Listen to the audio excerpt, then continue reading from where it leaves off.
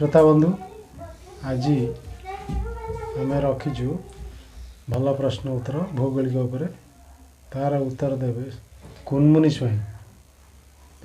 कुनमुनी स्वाई प्रत्येक प्रश्नर उत्तर ऑप्शन रखा जाइए दुईटी तीनोटी लेखा ऑप्शन तादर बाछिकी ठीक उत्तर दब। प्रथम प्रश्न 1 लिटर समुद्र जलरू केते ग्राम लवण संग्रह करा जाए? 50 ग्राम, 60 ग्राम ना 35 ग्राम? 35 ग्राम। ठीक उत्तर देजी। 1 लिटर समुद्र जलरू 35 ग्राम लवण संग्रह करा जाए।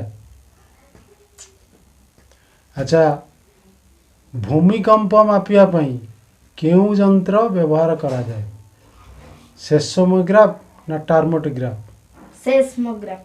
सेस्मोग्राफ भूमिकंप जो थरे ताकू मापिया पई सेस्मोग्राफ व्यवहार करा जाई थाए। समुद्र तरंगरू केउटा सृष्टि हुए? त्रिकोण भूमि ना प्लावन भूमि ना बेलाभूमि? बेलाभूमि। बेलाभूमि समुद्र तरंगरू सृष्टि हुए। तृतीय प्रश्न जाइए एथर चतुर्थ प्रश्न कुनमुनी स्वाई रेडी। पवन मापिया पई केउ यंत्र व्यवहार करा जाए?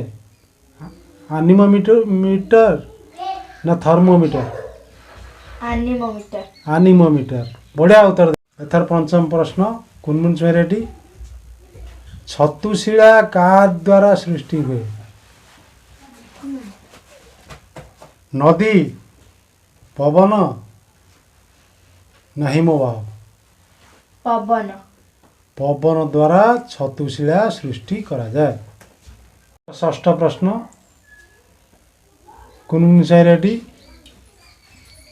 माटी व्यंजन पहाड़ पाददेश रे कौन सृष्टि होता है? मध्यांश पाददेश? पाददेश। ठीक उत्तर देजी पाददेश।